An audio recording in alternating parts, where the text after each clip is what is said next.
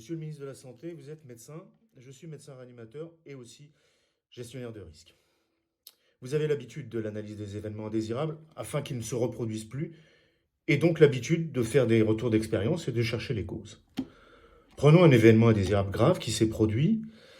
Des citoyens ont attaqué un bâtiment croyant que c'était le domicile d'un directeur d'hôpital.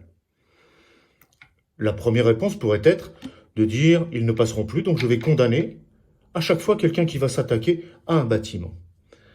Faisons l'analyse de risque, essayons d'être scientifiques. Si on remonte, ces citoyens sont là parce qu'une émission télévisée, quelques jours avant, donnait la parole à un professeur et que dans cette émission, le professeur disait « Ma célébrité à moi est supérieure à celle du directeur d'hôpital, on n'a qu'à venir voir à Marseille ».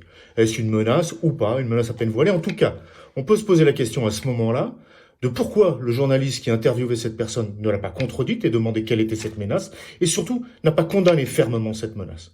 A-t-il été facilitateur ou pas? En tout cas, fallait-il agir là? Et sinon, on remonte encore, quelle est la notoriété de ce professeur et d'où vient-elle?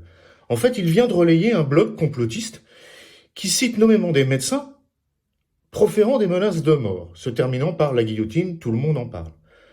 Alors on peut encore peut-être agir à ce moment-là. Pourquoi ce blog diffusé et rediffusé par un professeur des universités arrive-t-il à séduire des gens? Et est-ce qu'il ne faut pas agir avant pour que ce blog ne puisse pas publier des menaces de mort? Est-ce une action juridique? C'est possible. Mais on peut aussi remonter pourquoi ce professeur est suivi par tant de personnes. Parce que peut-être depuis 6 mois, 8 mois, 1 an, il fait de la science sur YouTube. Et là, on peut se poser la question de est-ce qu'un professeur d'université, nommément connu, peut, en blouse blanche, faire de la science sur une chaîne YouTube? Et dans ce cas-là, est-ce que c'est pas ça la cause initiale?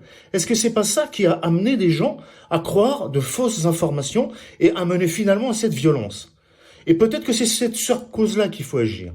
Peut-être qu'il faut, et sûrement, agir sur ce que les anglo-saxons appellent la proximal cause, c'est-à-dire ce qui a fait que tous ces événements s'enchaînent. Je crois que la démarche scientifique mérite d'être menée.